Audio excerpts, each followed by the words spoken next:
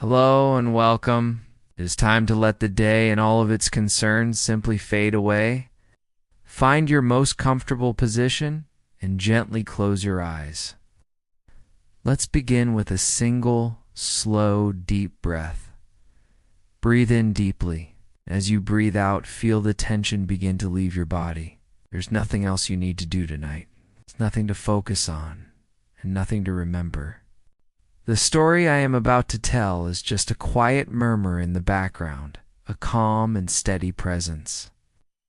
Tonight, we will travel back to 15th century China, during the time of the Great Ming Dynasty, to hear the story of the difficult life of a worker on the Great Wall.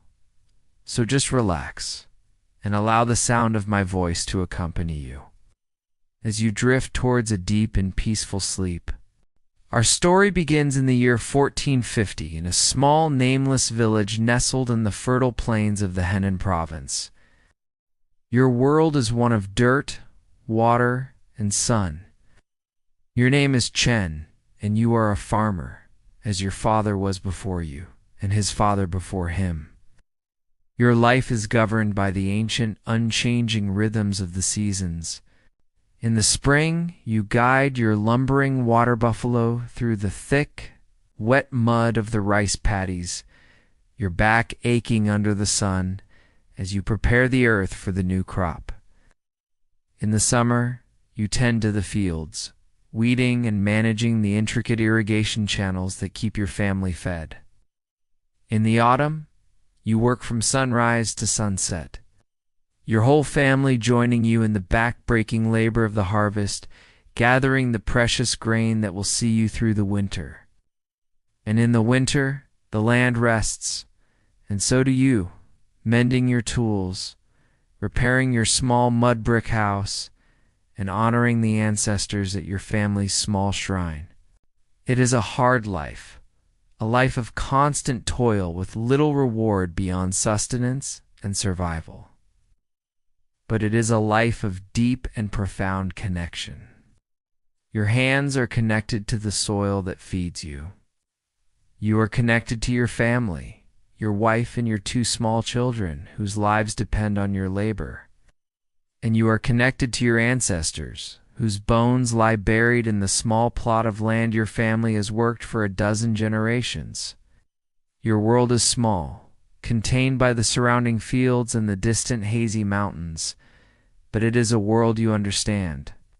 It is your world.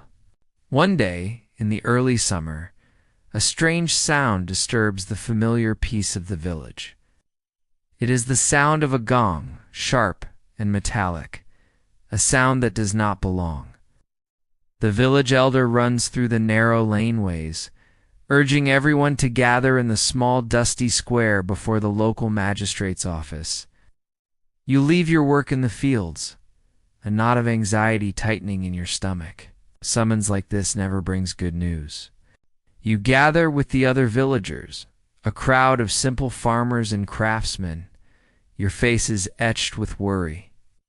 In the center of the square stands a man you have never seen before, stern-faced official from the provincial capital, flanked by two armed soldiers. Inked, he unrolls a long yellow silk scroll, stamped with the vermilion seal of the emperor himself. He reads the decree in a loud, impersonal voice.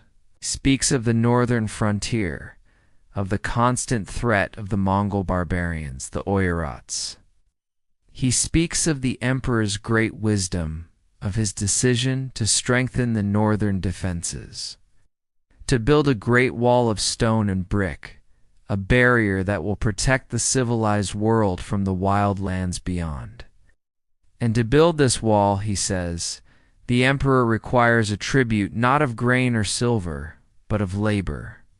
He then unrolls a second, simpler scroll of paper. It is a list of names, the names of every able-bodied man in the district between the ages of 16 and 60. This is the system of obligatory labor that every peasant owes to the state. It is a tax paid not with coin, but with your own sweat, your own muscle, your own time. The official begins to read the names of those who have been called. You listen, your heart pounding a slow, heavy rhythm against your ribs. You pray to the spirits of your ancestors that your name will not be among them. But the needs of the emperor are great, and your name is on the list. The word, when it is spoken, is simple and unadorned, but it strikes you with the force of a physical blow. Your world tilts. The faces of your neighbors blur. You are to report to the magistrate's office at dawn in 3 days' time, with enough food for the journey. You will be marching north. The term of your service is 1 year, but everyone knows what this means. The journey is long, the work is dangerous, and the northern frontier is a harsh and unforgiving land. Many who go do not return. The next 3 days are a blur of quiet, desperate preparations and heartbreaking farewells. Your wife works frantically, her face a mask of controlled grief. Packing a small cloth bundle for you, a spare set of hemp clothes, a pair of straw sandals, and a pouch filled with dried beans and millet. It is not much, but it is all you have. You spend your last hours with your children, holding them close, trying to memorize the feel of their small bodies in your arms. You try to explain that you must go away for a time, to do your duty for the emperor, but they are too young to understand. They only know that you are leaving. Your final duty is to your father. He is an old man now, his back bent from a lifetime of the same labor that is now yours. You go with him to the small ancestral shrine at the edge of your property. You light a stick of incense and bow before the simple wooden tablets that bear the names of your forefathers. You pray for their protection, and you promise, with a voice thick with emotion, that you will return to honor them. Your father places a hand on your shoulder. Survive. He says, his voice a dry whisper. It is the only advice he has to give. On the 3rd morning, before the sun has risen, you are ready. Your family walks with you in the pre-dawn gloom to the village square. There, a sad and silent crowd has gathered. Over 100 men from your district are assembled, their own families clinging to them for a final goodbye. You embrace your wife one last time. You touch your children's faces. There are no more words to say. An officer on horseback gives a sharp command. The soldiers begin to organize the men into a long, shuffling column. You are no longer a farmer. You are no longer a husband or a son. You are a conscript, a number, a piece of the emperor's great project. The column begins to move. You do not look back. You cannot bear to see your family's faces one last time. You set your jaw, shoulder your small bundle, and begin the long, slow march. You are walking away from the warm, fertile, and familiar world of your home, and heading north towards a cold and barren frontier, and towards the monstrous, insatiable ambition of the Great Wall of China. The first days of the march are a blur of confusion and grief. You are part of a long, shuffling column of men, a human river flowing slowly northward. There are thousands of you, farmers, potters, weavers, and scholars, all plucked from your lives, your skills and status now meaningless. You are all simply bodies, a single, massive resource to be moved from one part of the emperor's great map to another. Your world shrinks to the dusty pair of straw sandals on the man in front of you and the rhythmic, monotonous tramp of thousands of feet on the hard-packed earth. The column is flanked by imperial soldiers on horseback, their faces hard and indifferent, their banners with the insignia of the Ming dragon providing the only splash of color in the drab brown landscape. They are not here to protect you, they are here to guard you, to ensure that no one is foolish enough to try and desert, to flee back to the life that was stolen from them. The small bundle of food your wife packed for you, which seems so meager at the start, is a treasure you ration with painstaking care. But it lasts only a few days. After that, you are dependent on the army's quartermasters. The food they provide is not the food of a soldier, but the fuel of a laborer. Twice a day the column halts, and great cauldrons are set over fires. Thin, gray, and watery porridge of millet is ladled into your small wooden bowl. It is tasteless, gritty, and barely enough to quiet the gnawing hunger in your stomach, but it is all there is.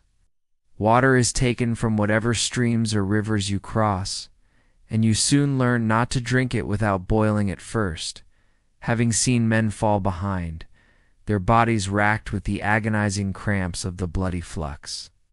The nights bring no comfort. There are no tents, no shelters.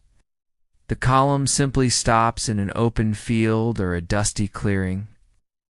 You huddle together with the men from your village, seeking a collective warmth against the growing chill of the northern nights. You lie on the cold, hard ground, a single thin blanket your only protection, your small bundle of clothes for a pillow.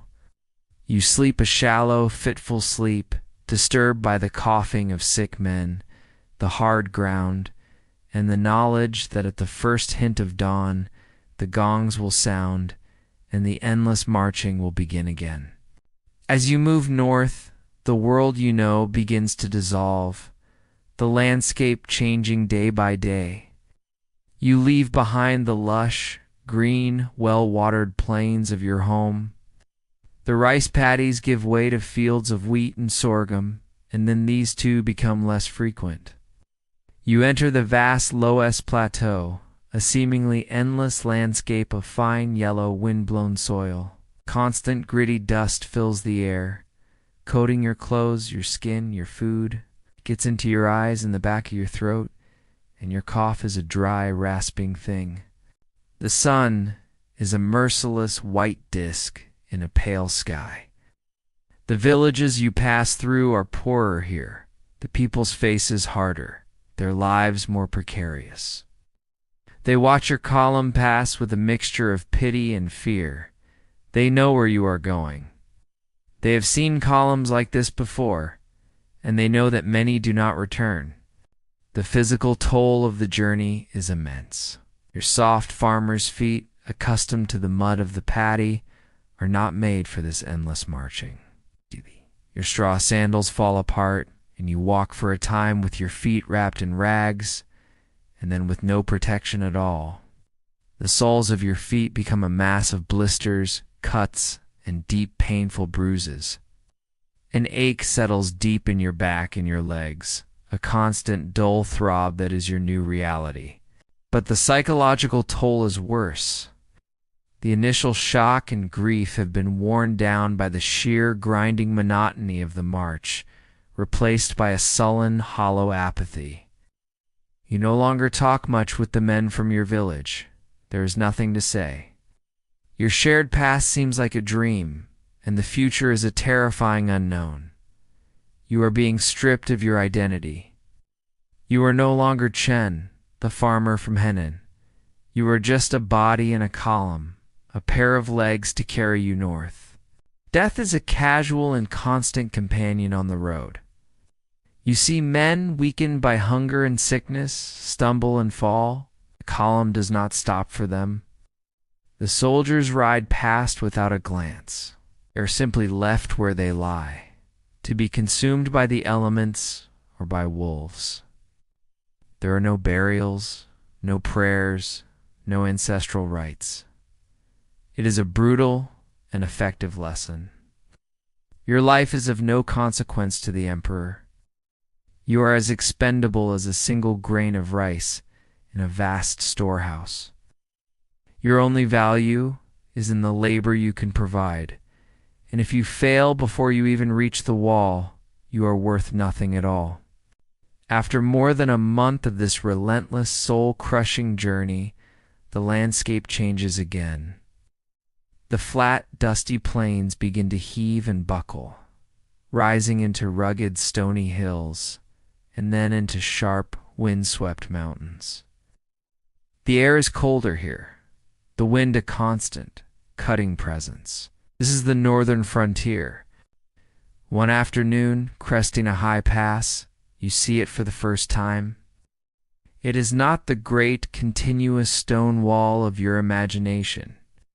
Here it is an older section, a massive, snaking ridge of packed earth and gravel, a great brown serpent crawling over the barren mountaintops. But even in this cruder form, its scale is terrifying. It goes on, disappearing into the hazy distance in both directions. Your journey ends at the base of these mountains, in a vast, sprawling, and chaotic military camp. It is a city of tents, mud brick huts, and wooden stockades filled with tens of thousands of soldiers, officials, and conscripts like yourself. Atta! The air is filled with the clang of hammers, the shouting of overseers, and a sense of desperate, urgent industry. You have arrived. The long march is over. But as you stare up at the wall, snaking across the impossibly steep mountains above you, you feel no relief. You only feel a deep and profound dread. The journey may have been hell, but you understand now that it was merely the prelude. The real ordeal, the work that will consume your life and the lives of thousands of others, is only just beginning. The vast military camp is a chaotic, sprawling city of desperation. It is a place of mud, smoke, and noise, a temporary settlement that has the grim permanence of a prison. Your column of new arrivals is herded into a large, open area, and the process of dissolving your old life is completed. The officials, their faces impassive and their movements efficient, begin to break up your group. The men from your village, the last familiar faces in this alien world, are separated from you, assigned to different work gangs. You try to catch the eye of a man you have known since childhood, but he is shoved into a different line. There are no farewells. You are systematically isolated, your old bonds of community intentionally severed. An overseer, a hard-faced man with a jagged scar on his cheek, shoves you towards a group of strangers. You are with the 3rd Company, 7th Gang, he barks. From now on, they are your brothers. You will work with them, eat with them, and sleep with them. You are led to your new home. It is a long, low-lying hut built crudely from mud brick and roofed with rough timber and packed earth. Inside, the air is thick and smells of sweat, unwashed bodies, and despair. There is no furniture. The entire length of the hut is taken up by a wide, raised wooden platform, upon which 50 men are expected to sleep, side by side. You are assigned a space on this platform, a section of hard, splintery wood no wider than your own shoulders. This will be your only private space in the world for the next year. There is no time to rest, no time to acclimate. Your new work gang is immediately summoned. You are marched out of the residential camp and towards the foothills of the mountains, where the great construction project is in full swing. The sheer scale of the operation is difficult to comprehend. As far as you can see, the landscape is a hive of relentless human activity. In one area, a great scar has been carved out of the mountainside.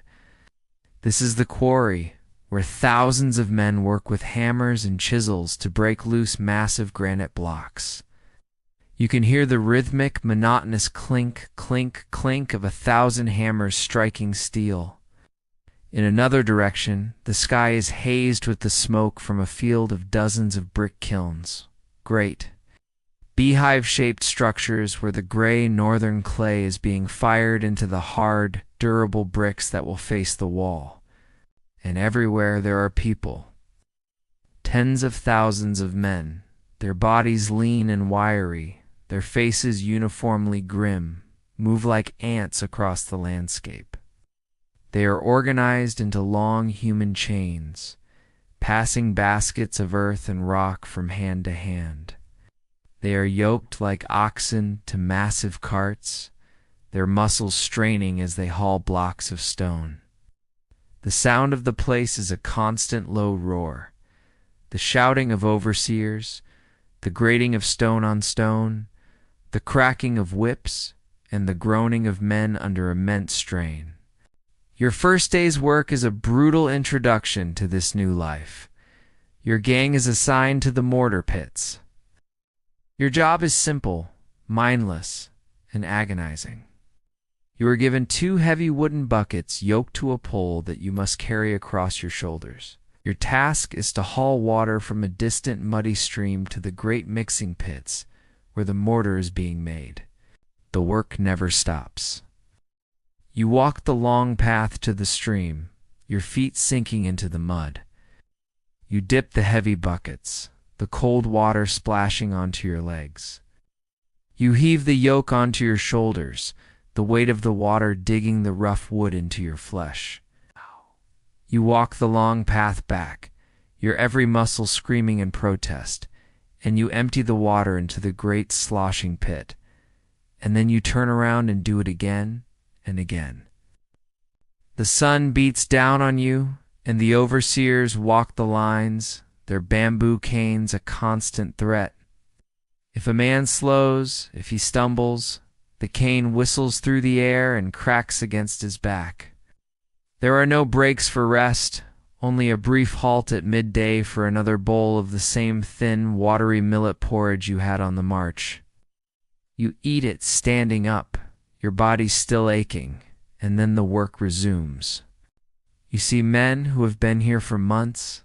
They're like ghosts, their bodies wasted away to little more than skin and bone, their movements slow and mechanical. Their eyes are hollow, empty of everything but a deep, profound exhaustion. You see a man stumble and fall, his legs giving out from under him.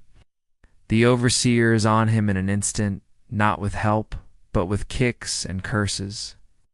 The man is dragged to the side of the path and left there.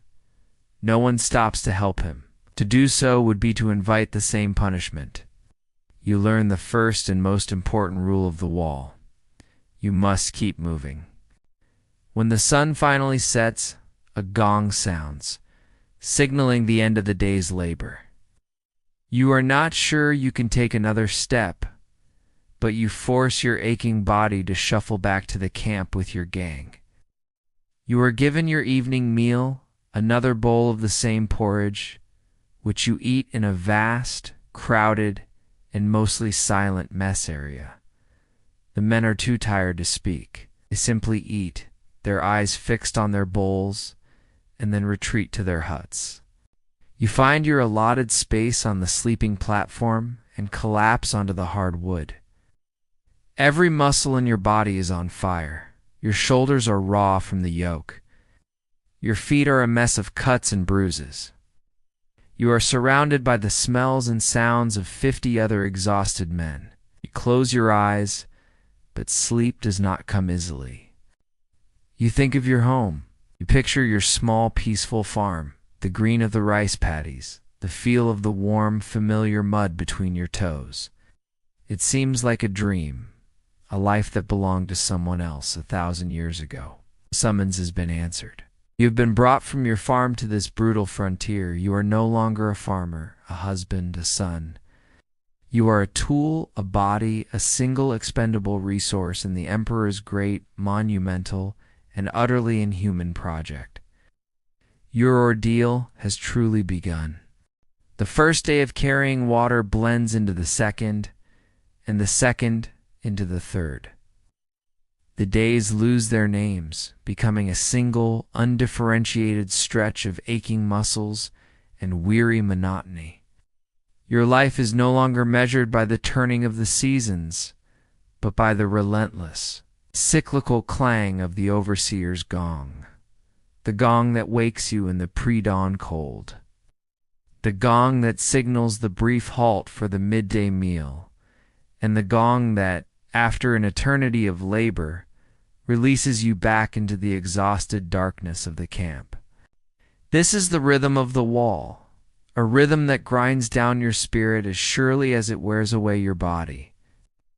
You are a part of a great human machine, and the machine has only one purpose: to consume the mountains and transform them into a barrier against the northern hordes.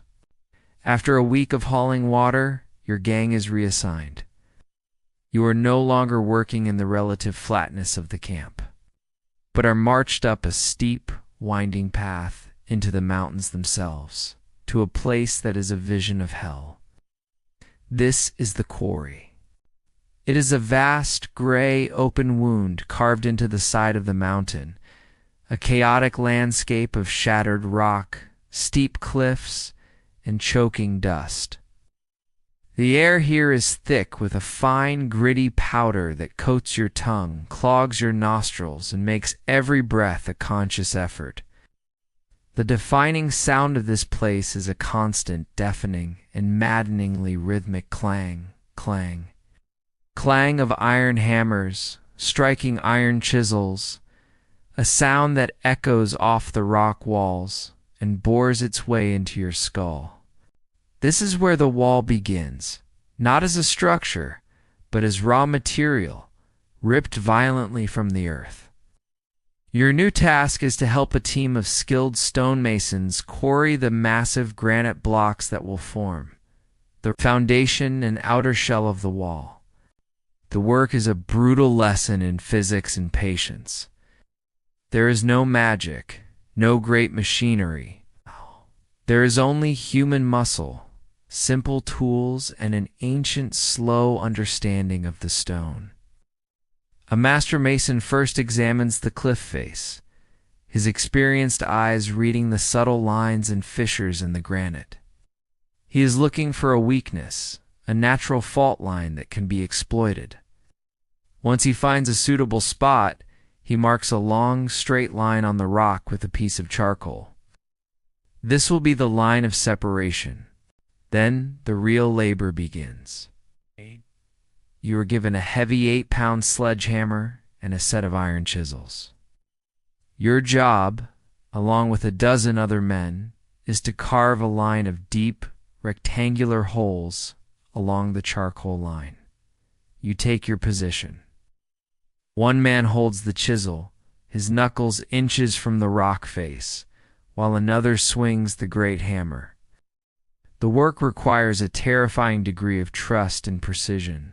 A misplaced blow could mean a shattered hand for the man holding the chisel. You fall into a rhythm.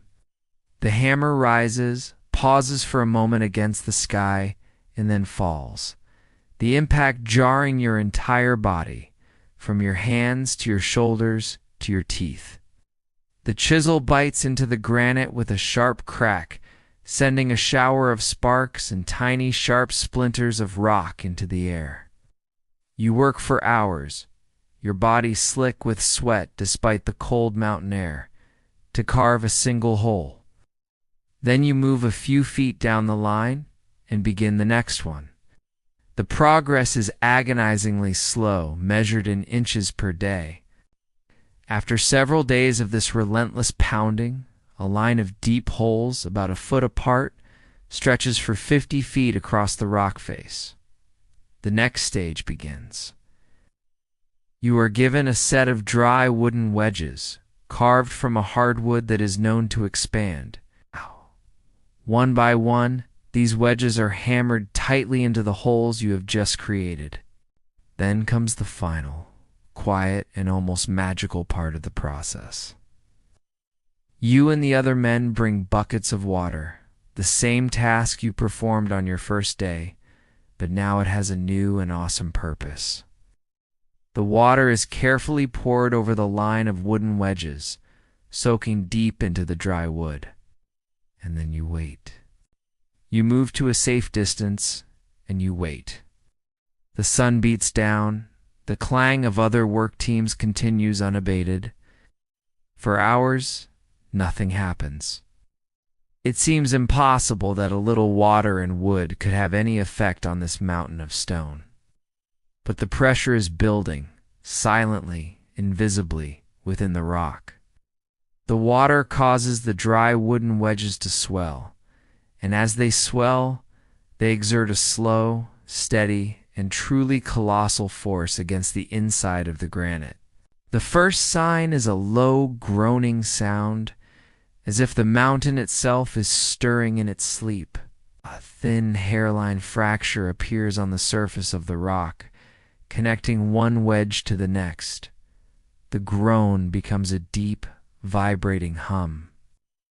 Then, with a sudden, deafening crack that is louder than any thunderclap, the great slab of stone, 50 feet long and weighing hundreds of tons, separates from the cliff face and lurches forward a few feet, coming to rest with a ground-shaking thud. The work is not over. This great raw slab must now be butchered into the blocks that will be used for the wall.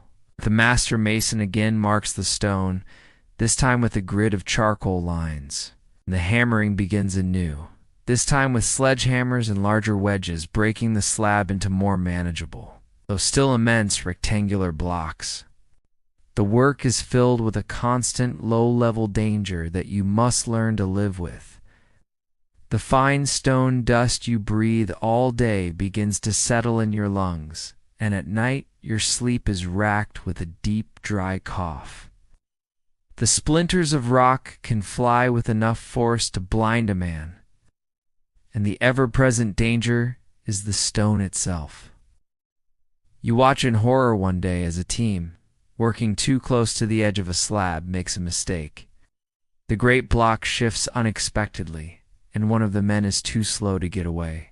His hand is caught between the shifting block and another, and you hear a sickening, wet crunch, followed by a scream of pure agony. He is dragged away, his hand a ruined mess of blood and bone. He will never work again. He is now useless to the emperor, and you know he will likely be left to die or sent to a barren, convalescent camp from which no one returns. His place in the work gang is taken by a new arrival within the hour. The machine does not stop for a single broken part.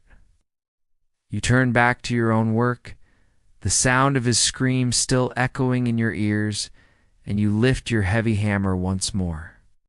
The weeks you spend in the quarry are a long gray blur of dust, sweat, and the endless jarring shock of the hammer.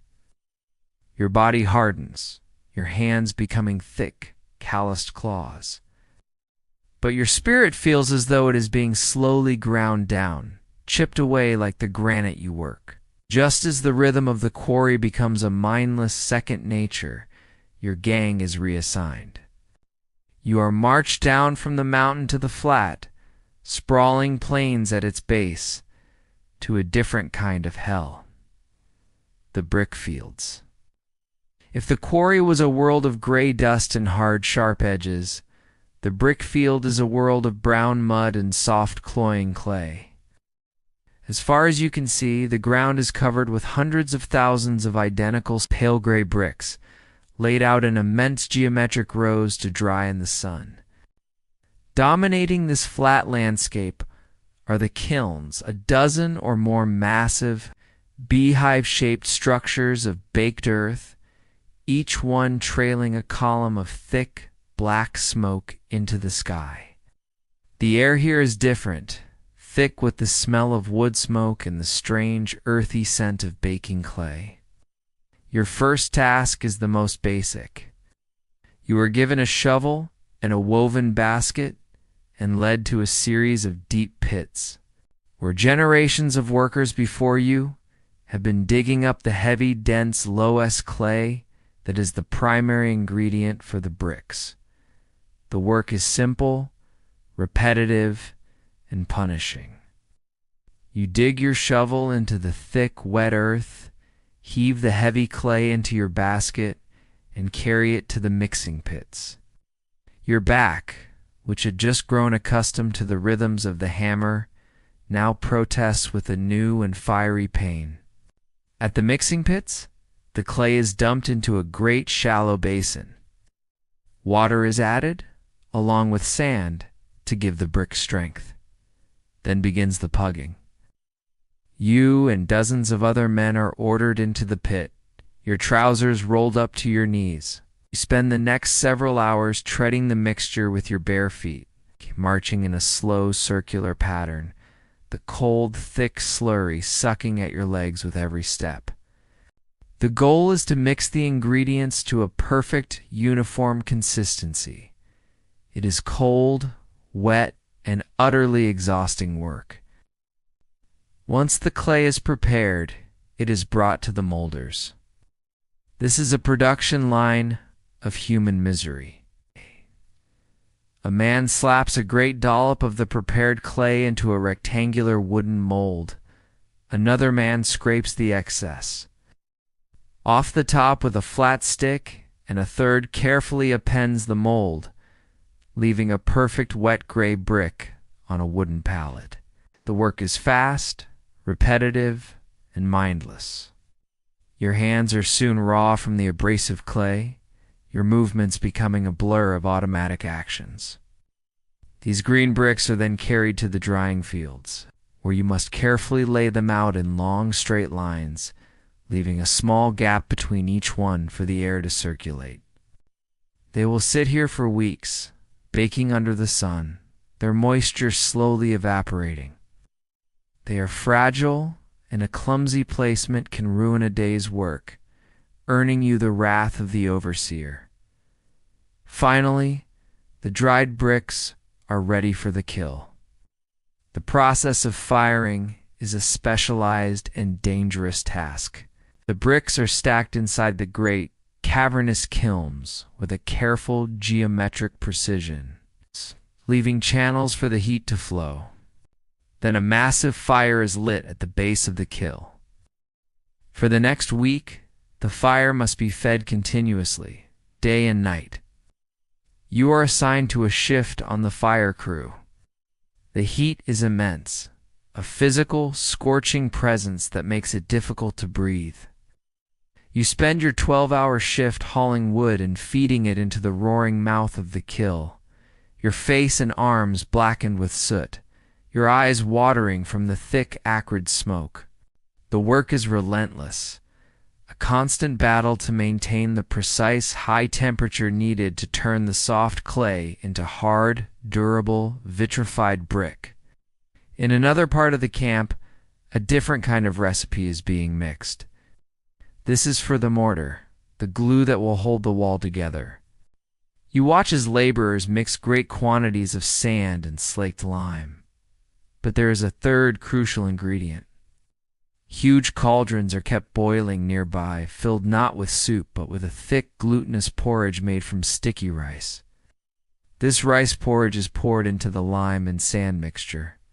The resulting mortars is incredibly strong and durable, a secret of Ming engineering.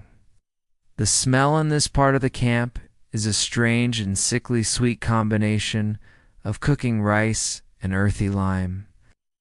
After weeks of this work, you have helped to create the three essential components of the wall: the great granite blocks from the quarry, the millions of hard gray bricks from the kilns, and the tons of sticky white mortar. Now comes the single greatest challenge of the entire project: moving these materials from the plains and the foothills to the construction sites on the highest, most inaccessible mountain ridges. Your gang is assigned to a transportation crew. The work of the past months, as brutal as it was, seems like a gentle prelude to this new ordeal. There are no great cranes, no engines.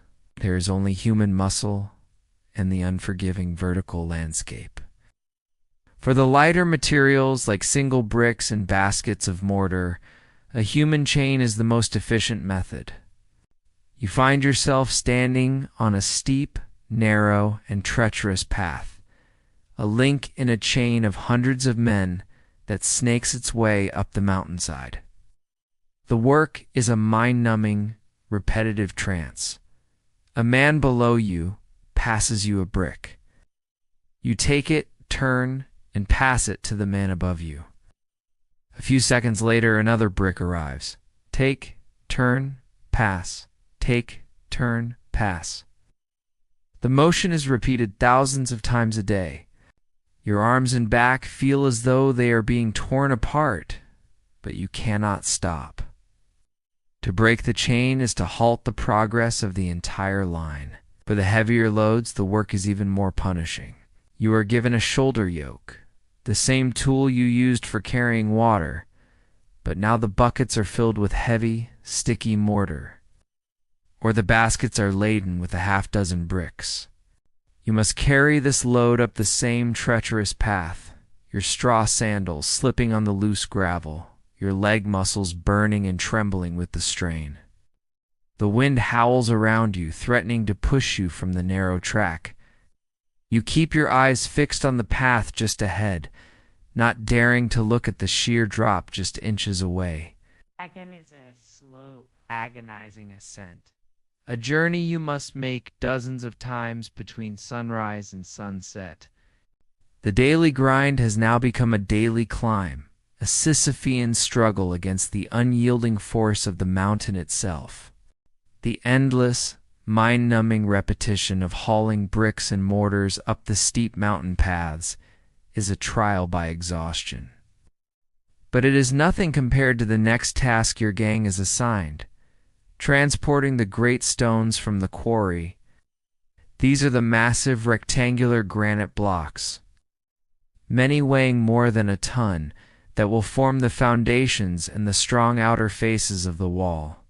Moving them is a task that seems to defy the very laws of nature. There are no cranes, no engines, only the crude and ancient technologies of levers, rollers, and human muscle. For the initial journey from the quarry to the base of the mountain, the blocks are loaded onto massive wooden sledges, which are then pulled by teams of 100 men or more, straining on thick hempen ropes like beasts of burden. The true challenge is the ascent. Great ramps, built from packed earth and timber, have been constructed against the mountainside, forming a steep and treacherous roadway. A single stone block is maneuvered onto a set of heavy wooden rollers at the base of the ramp. Thick ropes are looped around it, and your gang, along with several others, takes its position. You are one of 100 men on the pulling ropes. You are arranged in long parallel lines, the thick, coarse rope digging into your hands and shoulders. At the top of the ramp, a series of capstans, simple wooden winding drums, are manned by other teams, ready to help anchor the stone. The chief overseer, a man with a voice like shattering rock, stands where he can see everyone. He holds a large drum, strikes it once. Boom. You and the other men tense, taking up the slack in the rope. Boom. You lean forward, your muscles screaming, your feet digging into the packed earth for purchase. Boom. You pull, all 100 of you, in a single, coordinated, grunting heave. The great stone, weighing more than an entire village of men, groans and scrapes forward a few inches. This is how the wall is built, not with grand gestures, but with a million tiny, agonizing efforts. The drum beats its relentless rhythm, and you fall into a trance of pure physical exertion. Heave, rest, heave, rest. Your world shrinks to the rope in your hands, the back of the man in front of you, and the rhythmic beat of the drum. The work is terrifyingly dangerous. The ropes, woven from hemp, are strained to their absolute limit. You can hear them creaking and groaning under the immense load, the sound of individual fibers snapping like gunshots. If a rope were to break, the men on that line would be sent tumbling, and the sudden shift in weight could be catastrophic. The greatest fear is of the stone slipping backward. One afternoon, as your team is nearing the top of a ramp, a light rain begins to fall, turning the packed earth to a slick, treacherous mud. A group of men lose their footing. The stone lurches, and for a terrifying moment, it begins to slide backward, gaining momentum. A collective scream of terror goes up from the men below. But the teams at the capstans hold fast, and the overseers scream at your own team to dig in your heels. You lean back, the rope tearing the skin from your hands, every muscle in your body burning as you fight against the crushing force of gravity. The stone shudders and holds. The crisis is averted. But the moment leaves you trembling, with the cold, intimate knowledge of how quickly 100 lives can be extinguished by a single slipping stone. After days of this torturous ascent, a sufficient supply of materials, stone, brick, mortar has been assembled on the high ridge. Now, the final stage of the labor begins. It's the actual construction of the wall. The skilled masons, who are treated with a degree of respect that seems almost godlike compared to the common laborers, direct the work. You are now a mason's assistant. Your job is to bring them the materials they need to mix the mortar one final time, to be their hands and their muscle. You watch as they lay the foundation, using massive levers to guide the multi-ton granite blocks into place with astonishing precision. A bed of the thick, sticky rice mortar is laid down, and the great stone is settled into it, its position checked and rechecked until it is perfect. Once the outer faces of the wall are built up to a height of a few feet, the real work for the unskilled laborers like you resumes. The core of the wall is not solid stone, it is a cavity that must be filled with rubble, gravel, and packed earth. Your task reverts to the most basic of all labors. You fill your woven basket with rubble, carry it to the wall, dump it into the core, and return to the rubble pile. It is the same work as hauling water, the same work as hauling clay, a different material, but the same endless soul-crushing toil. As you work, you stand on the partially built wall, and for the first time you can see the true, monstrous scale of the emperor's ambition. The wall snakes away from you in both directions, a great stone dragon climbing and descending the impossibly steep ridges of the mountains, its spine disappearing into the distant hazy horizon. You look at the small section your gang has worked on for months. It is perhaps 100 feet long, and it is nothing. It is a single, insignificant scale on the back of a beast that is thousands of miles long. The realization is not one of pride. It is one of profound, crushing insignificance. You are a single ant carrying a single grain of sand to build a mountain. The wall has been being built for 1,000 years before you. It will continue to be built for 1,000 years after you are gone. At the end of the long season, as the first bitter winds of winter begin to howl down from the north, the section of the wall your team has been working on is finally complete. It is a towering 30-foot-high rampart of stone and brick, an impenetrable barrier. The work is good. It is strong. It will last for centuries. There is no ceremony, no word of thanks from the overseers.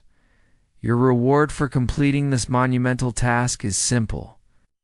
You and your gang are marched 5 miles down the ridge to a new valley where the mountain stands untouched, and the ground has not yet been broken. Here you will build a new camp. Here you will open a new quarry. And here you will begin the entire agonizing process all over again.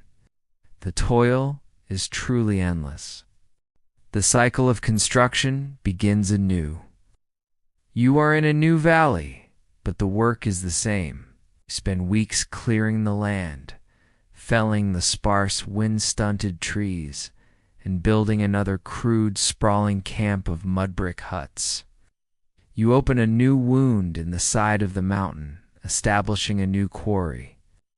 The rhythmic, soul-destroying clang of hammer on chisel begins once more. The days are a blur of toil, each one identical to the last, a monotonous and exhausting grind. But as the autumn wears on, a new and formidable adversary makes its presence known. The savage land of the northern frontier is not merely a place of rock and dust. It is a place of extreme and unforgiving weather. The sun, which had been a source of scorching misery during the summer, now becomes a weak, distant disk in a pale gray sky. The wind changes. It no longer carries the dust of the plains, but the icy, biting breath of the northern steppes. The first snowfall comes not as a gentle dusting, but as a furious horizontal blizzard that descends from the mountains with startling speed. The world is erased in a whirlwind of white, temperature plummets, and a deep, penetrating cold settles over the land. A cold unlike anything you have ever known in your temperate southern home. The work does not stop. You are ordered to continue your labor in the quarry, and the task becomes exponentially more dangerous. The granite, made brittle by the intense cold, can shatter in unexpected ways, sending sharp, glass-like shards flying through the air. The iron heads of the hammers become so cold that they feel as though they burn your skin, even through your thin gloves. Your footing on the icy rocks is treacherous, and a single slip could send you tumbling down the mountainside. The worst part is the wind. Through the quarry, a constant. Physical assault that whips the snow into your eyes and tears the heat from your body no matter how you try to shelter. Your simple hemp clothes, adequate for the farm, are useless against this cold. They offer no insulation, and once damp with snow or sweat, they freeze, becoming a stiff, icy shell against your skin. The nights are a trial of pure survival. Your mud brick hut, which seems so solid, is full of 1,000 tiny cracks through which the wind whistles. There is no proper heating, only the collective body heat of 50 men crammed onto the sleeping platform. You huddle together under your single thin blanket, but the cold is a physical entity, a predator that gnaws at you all night long. You wake in the morning with your bones aching, your fingers and toes numb and white with the first signs of frostbite, a strange tingling numbness that is a sign of the flesh beginning to die. This relentless, life-sapping cold, combined with the poor diet and the grinding exhaustion, creates a perfect breeding ground for sickness. The camp, which was already a place of misery, now transforms into a great open infirmary. The food remains the same, a twice-daily bowl of thin millet porridge. It is a diet that provides just enough energy to work, but it is catastrophically lacking in vital nutrients. After months of this unchanging fare, you feel your own body beginning to weaken from the inside out. A deep, unshakable weariness settles into your bones, a fatigue that sleep cannot cure. You notice that the cuts and sores on your hands from the sharp rocks no longer heal properly. They remain open, weeping wounds for weeks at a time. Your joints begin to ache with a deep, grinding pain that is different from the familiar protest of overworked muscles. Then your gums become soft and swollen, and they begin to bleed when you try to chew the hard, stale bread that sometimes supplements your porridge. You are suffering, without knowing its name, from the slow, internal decay of scurvy. The most common ailment is a deep, rattling cough that seems to afflict every man in the camp. The constant breathing of stone dust in the quarry and brick fields has scarred your lungs, and the cold, damp air of the huts creates the perfect environment for a host of respiratory illnesses. The sound of the camp at night is not of peaceful sleep, but a constant, hacking chorus of 1,000 desperate coughs echoing in the freezing darkness. There is no medical care. The overseers and the military officials view sickness not as a misfortune, but as a form of dereliction of duty. If you are too sick to work, you are useless. A sick hut is established at the far edge of the camp, a place where the most seriously ill are sent, so their coughing and groans will not disturb the sleep of the working men. It is a place of no return. You watch as a man from your own gang, his face flushed with fever, his breathing a shallow, ragged gasp, is carried off to the sick hut. His friends know, and he knows, that they will never see him again. He will be given no medicine, no special food. He will simply be left on a pallet of dirty straw until the fever consumes him. His death will not be recorded. He will simply become another missing number, his family back home, never knowing his true fate, waiting for a man who has already vanished from the earth. You live in a state of constant low-level fear, not just of the overseer's cane or of a falling rock, but of your own body. Every cough, every ache in your joints, every shiver of a chill sends a spike of fear through you. Is this the beginning of the end? Will you be the next one carried off to the sick hut? You force yourself to work, even when you are dizzy with hunger, even when your lungs burn with every breath. To stop, to show weakness, is to be cast aside. In this savage land, survival depends on your ability to pretend that you are not dying. The long, brutal winter does not bring any respite from the cruelty of the men who command you. In fact, as the workforce is thinned by sickness and weakened by the cold, the overseers become even more demanding, more brutal in their methods. They have quotas to meet, deadlines set by distant officials in the capital, and they will meet them, even if it means grinding the life out of the men under their charge. The fear of sickness is now joined by a more immediate and personal fear. The fear of the overseers, Cain. Discipline, which was always harsh, now becomes a tool of daily terror. For the smallest of infractions, working too slowly, dropping a brick, pausing for a moment to catch your breath, the punishment is swift and public. You watch as a man in your gang, his hands numb with cold, lets a basket of mortar slip from his grasp. The overseer is upon him in an instant, his thick bamboo cane rising and falling, the sound of flat, wet thwack against the man's thin winter clothes. The man does not cry out. He simply curls into a ball on the frozen ground, accepting the blows. To cry out is to show weakness, which only invites more rage. You learn to live in a state of constant, low-level dread. You keep your eyes down, work at a steady mechanical pace, never so fast as to draw attention, never so slow as to invite punishment. You make yourself invisible, a ghost in the great machine. This constant simmering fear is an exhaustion of its own, a corrosive force that eats away at what little spirit you have left. Escape is an impossible dream. The land itself is a prison, a vast barren wilderness with no food and no shelter. Yet some men are driven to it by desperation. A few men from another gang, unable to face another day of the cold and the beatings, make a run for it in the dead of night. They are caught within 2 days, tracked down by the soldiers' swift Mongolian ponies. Their punishment is a lesson for the entire camp. The 2 men are dragged into the central square, their bodies already broken from the beatings they have received. They are tied to wooden posts, and the camp's 10,000 workers are forced to assemble and watch.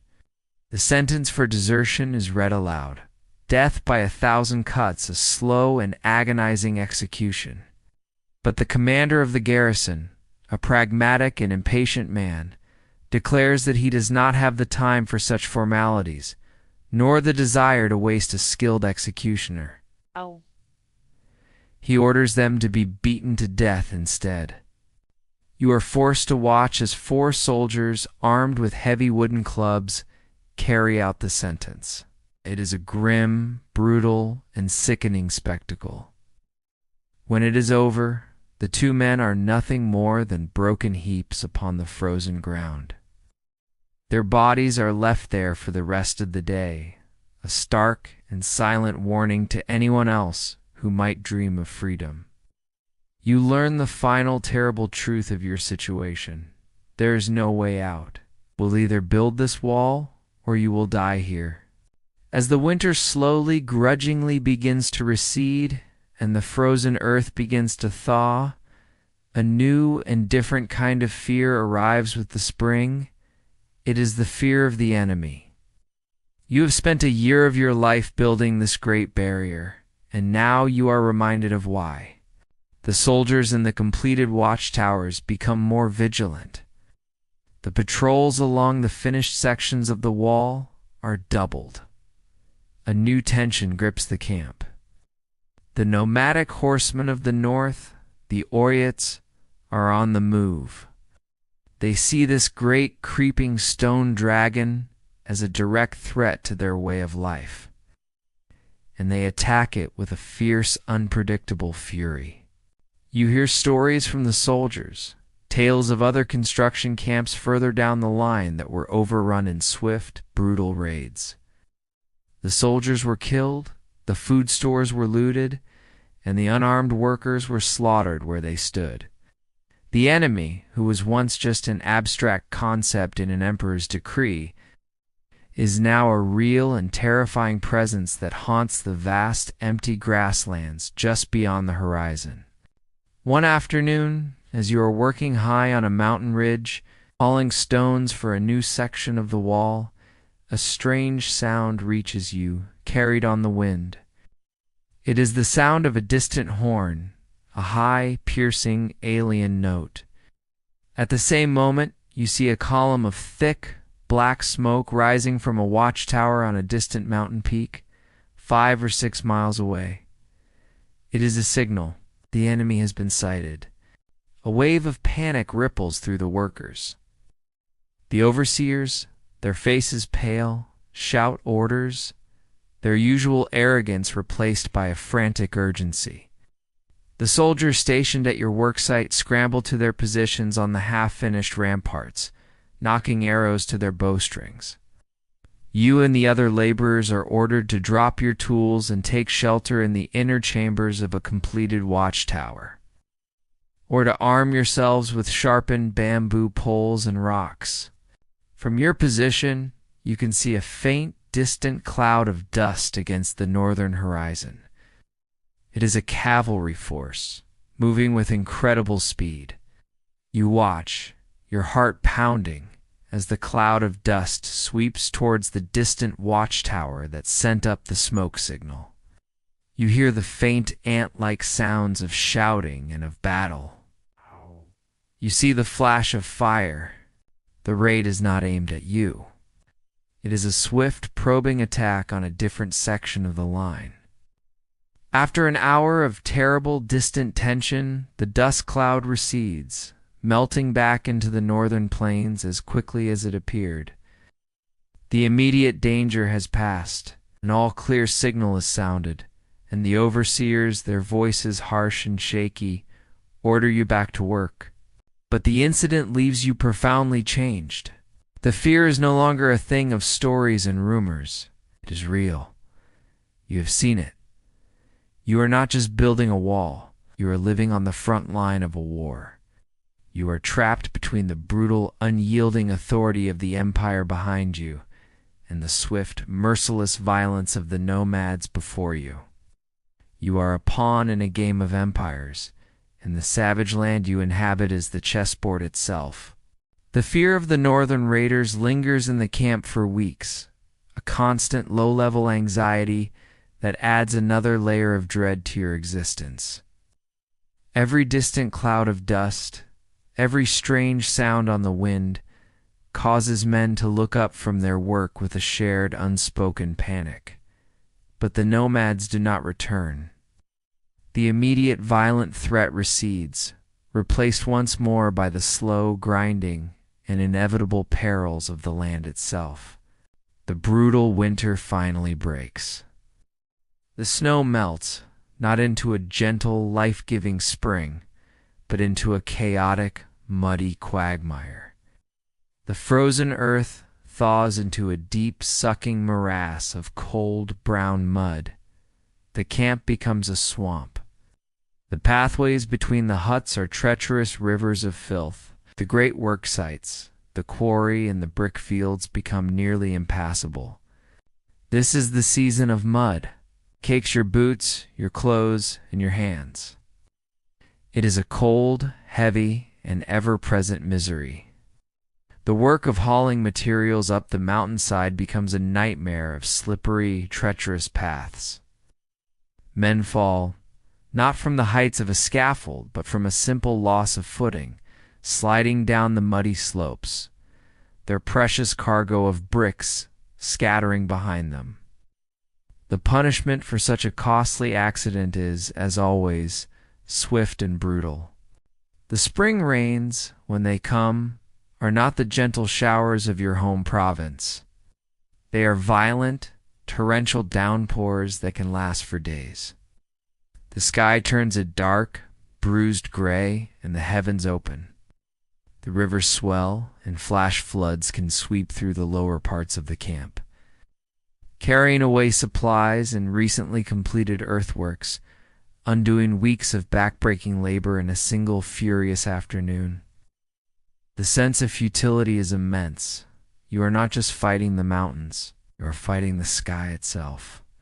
This brief, miserable season of mud gives way just as quickly to the opposite extreme.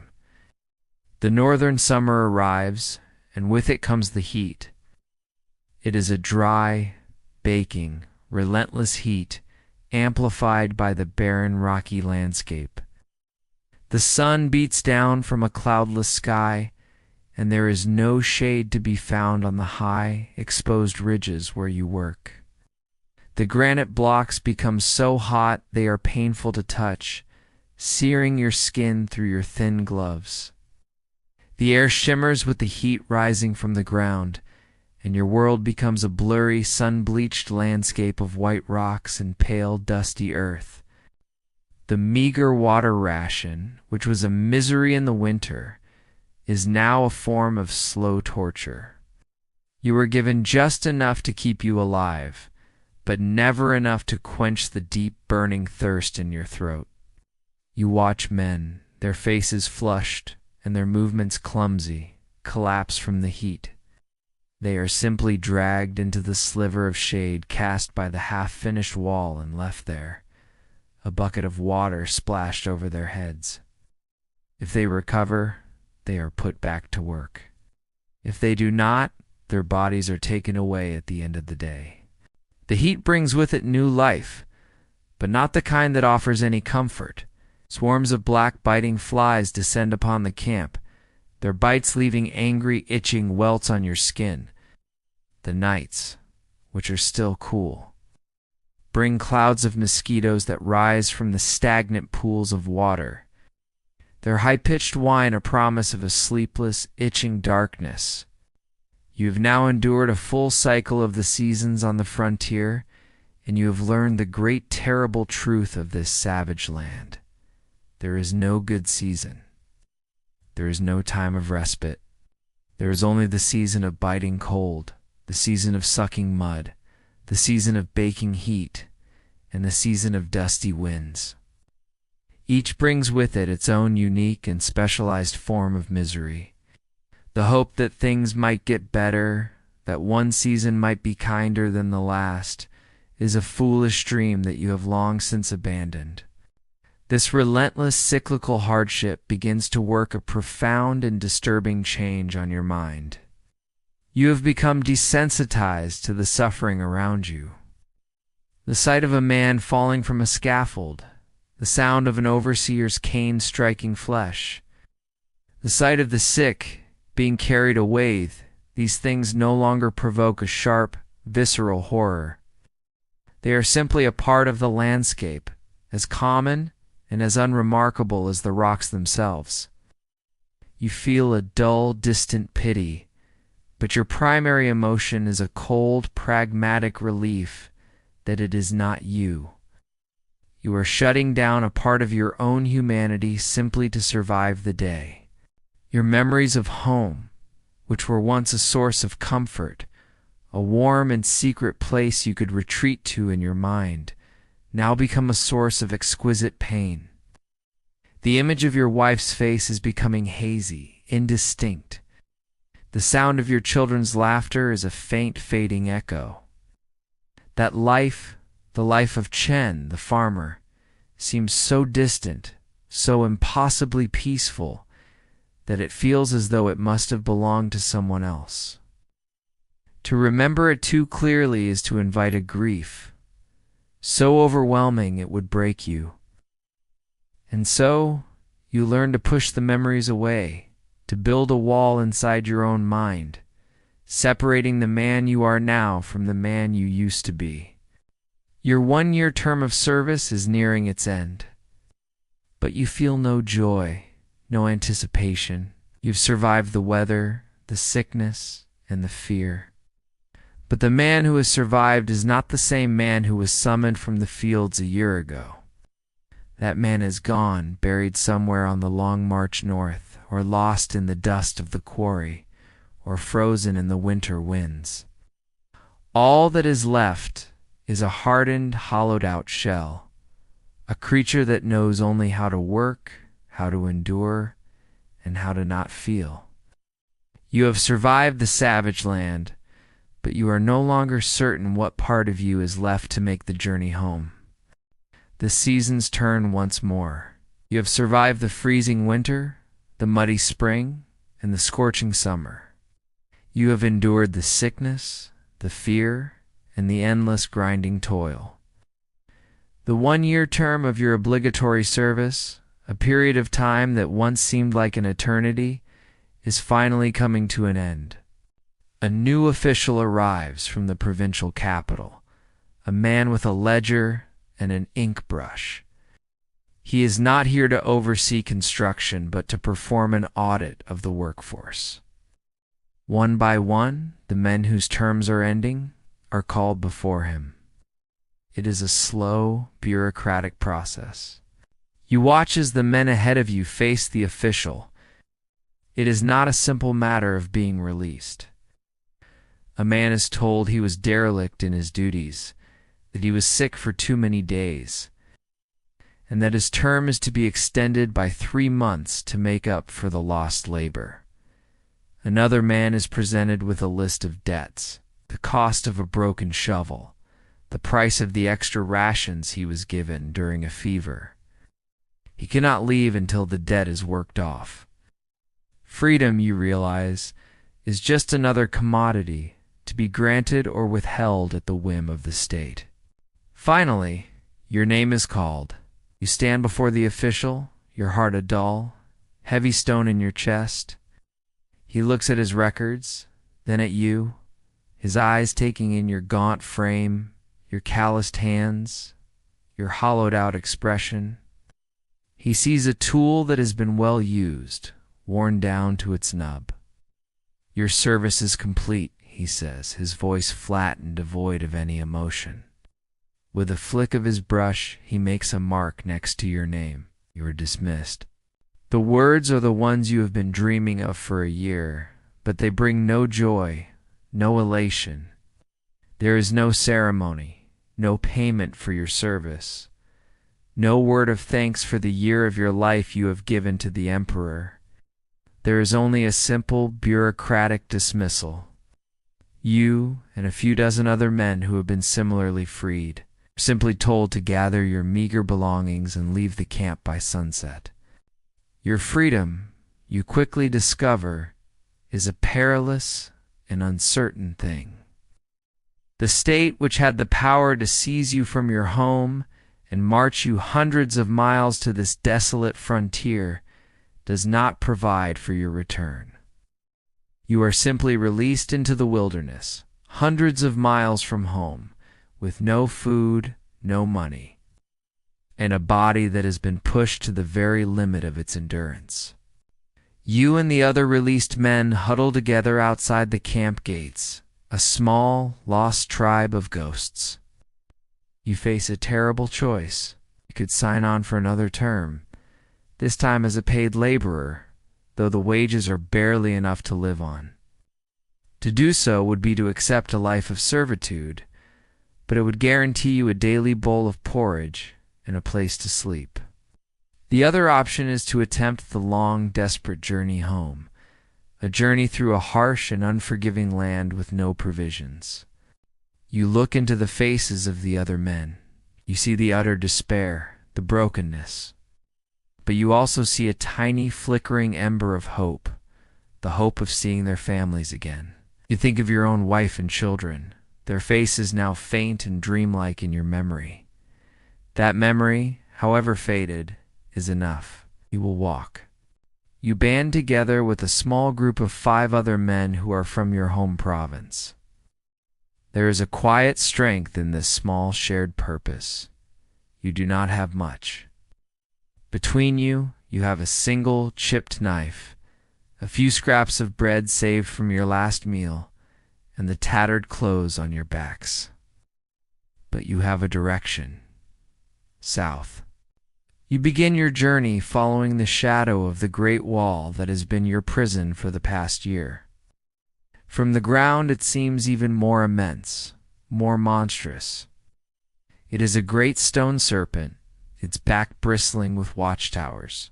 It slithers over the crests of the mountains, indifferent to the impossible terrain.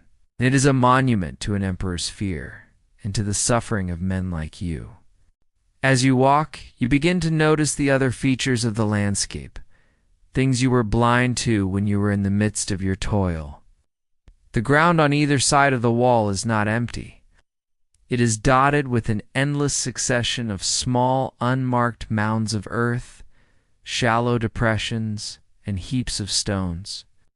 You realize what you are seeing. These are the graves. This is the final resting place of the men who did not survive. The men who fell from the scaffolds, the men who were crushed by the stones, the men who succumbed to the winter cold and the summer fevers, the men who were beaten to death for a moment of defiance. They were not given proper burials, or no ancestral shrines, no funeral rites. They were simply dumped in mass graves or shallow pits, a few feet of earth thrown over them, their existence erased. You are walking through a cemetery, the longest cemetery on earth. You have heard the stories, the whispers among the workers, that the bodies of the dead were mixed into the mortar and buried within the wall itself. You look at the great silent structure beside you, and while you know that is likely just a story, the myth speaks to a deeper, more terrible truth. The wall has consumed the lives of millions of men. Their bodies may lie beside it, but their life force, their sweat, their blood, and their despair are the true mortar that holds the great stones together. Every footstep on this long journey south is a step through a landscape of ghosts. You look at the vast, silent wall, and you no longer see a marvel of engineering. You see a tombstone, a monument of a scale so vast it is almost incomprehensible, marking the deaths of an entire generation of men. You have, by some miracle, escaped being buried here yourself. But as you begin your desperate, uncertain walk for home, you know that a part of you will be left here forever, another anonymous ghost haunting the shadow of the Great Wall. The journey south is a slow, agonizing crawl through a landscape that is brutally indifferent to your existence. The freedom you were granted by the official's brushstroke is the freedom of a stray dog, the freedom to starve, and the freedom to freeze, the freedom to die alone.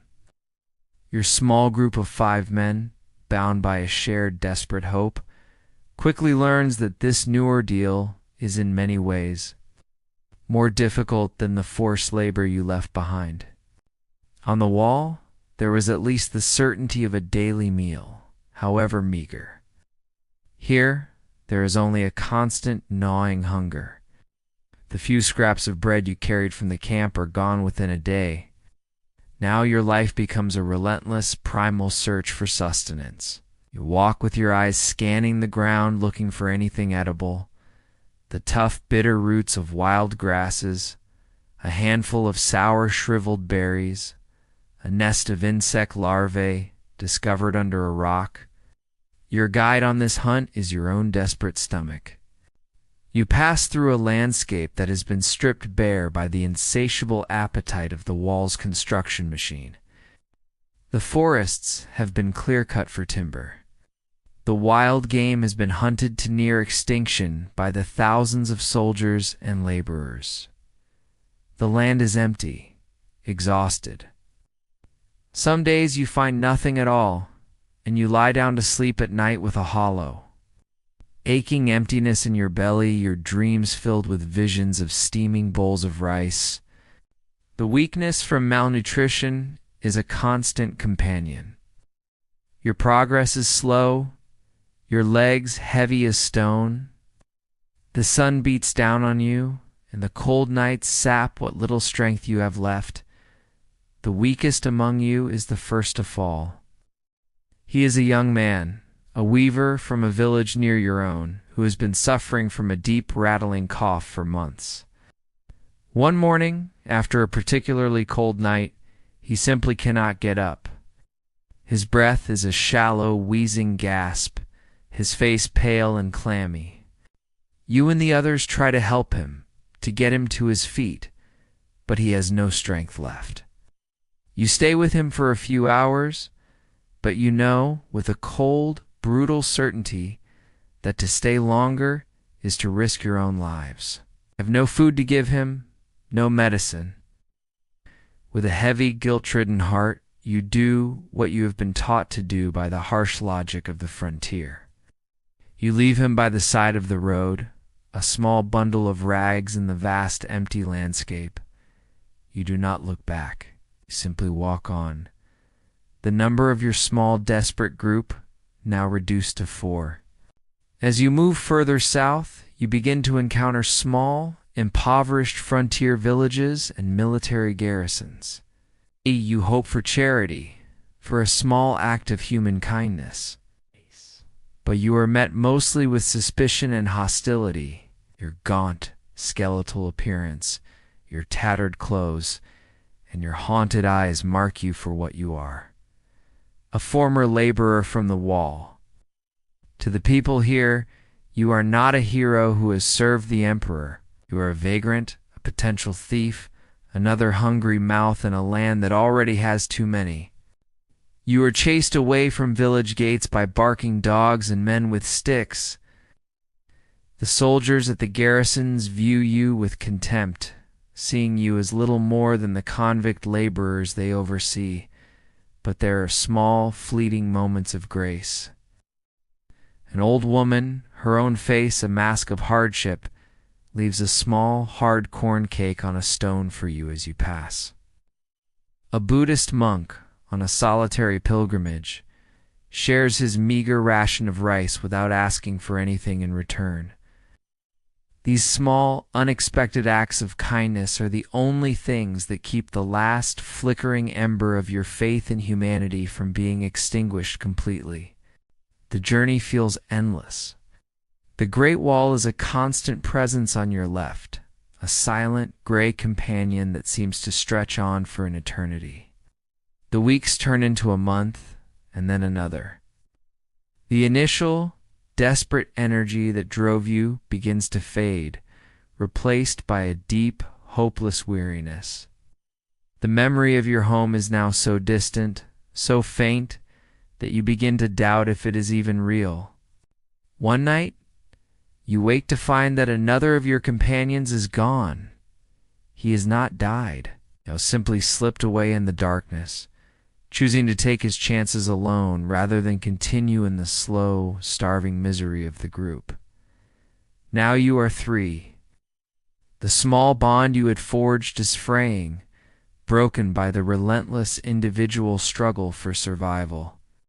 After what feels like a lifetime of walking, A slow, almost imperceptible change begins to occur in the landscape. The barren, rocky hills begin to soften. You see more trees, more patches of green. The air feels less dry, less harsh. You have left the desolate northern frontier and are now entering the more fertile, more forgiving lands of the Central Plains. One morning, you crest a small hill. For the first time in what feels like an eternity, you see a sight that makes you stop in your tracks. Below you is a wide green valley, a patchwork of well-tended fields, the unmistakable, vibrant green of a healthy rice paddy. The air smells of wet earth, of growing things, of home. You are still 1,000 miles from your own village, still a gaunt, starving man with nothing but the rags on your back. But for the first time since you began this long, terrible journey, a tiny, fragile glimmer of hope ignites within you. You have survived the wall. You have survived the frontier. And now you are back in the world of farmers, the world to which you belong. You do not know if you will make it, but for the first time, you allow yourself to believe that it might just be possible. The journey south through the fertile heartland of the empire is a different kind of struggle. The desperate, primal search for sustenance is replaced by the weary, day-to-day grind of a beggar. You and your last companion are ghosts, gaunt and skeletal figures who haunt the edges of villages and towns. You learn to read the faces of the people you encounter, the flicker of pity, the hard glint of suspicion, the cold wall of indifference. Some days, you are fortunate. You find a farmer who needs a ditch dug or a fence mended, and you trade a few hours of the familiar.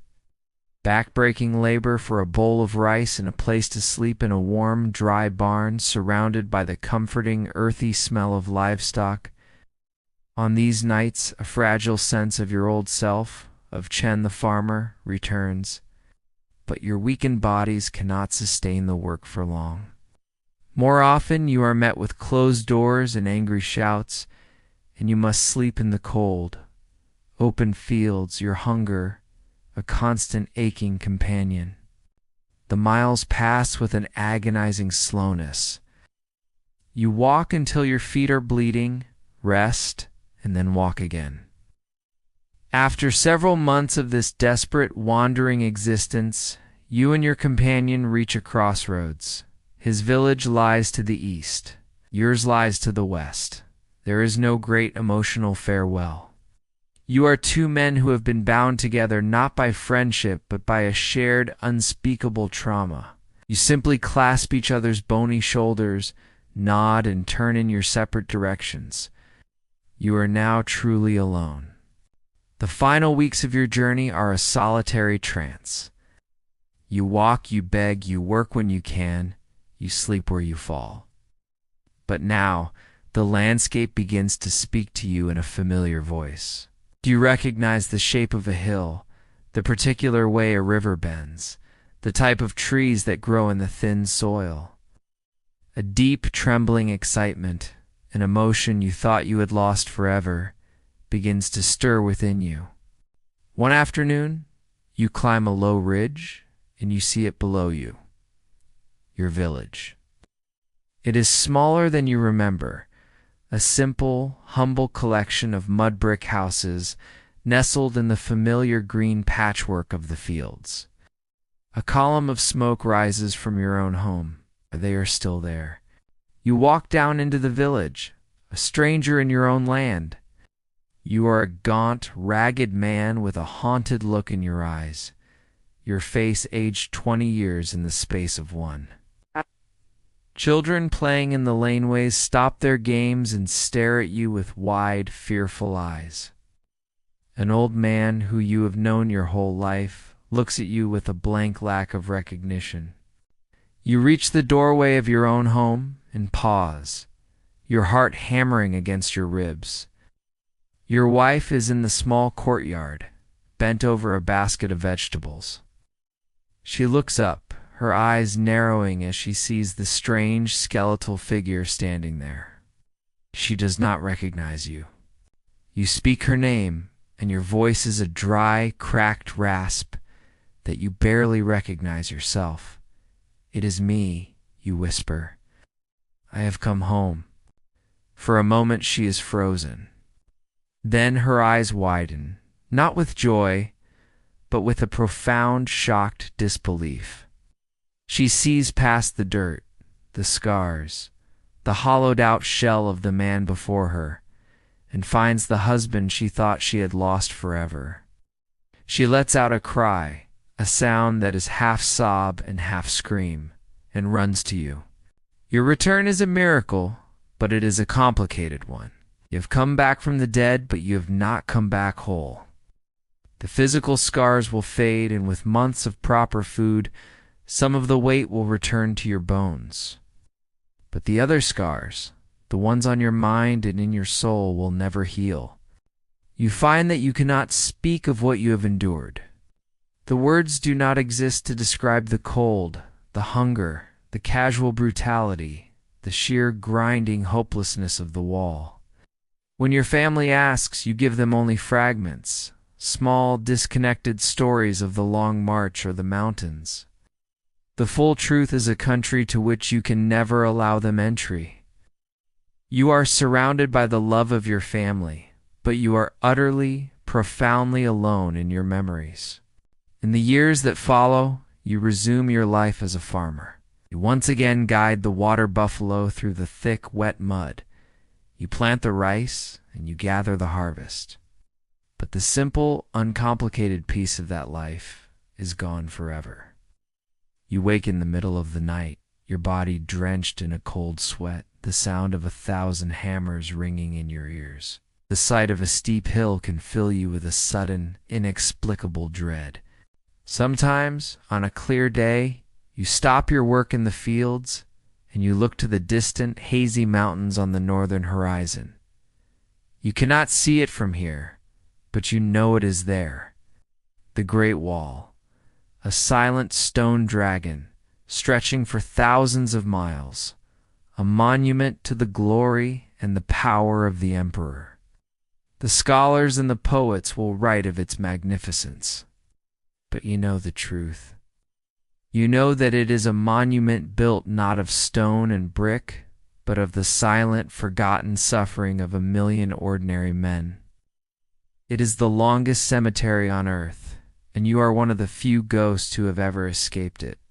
Our journey with the worker on the Great Wall is now at an end.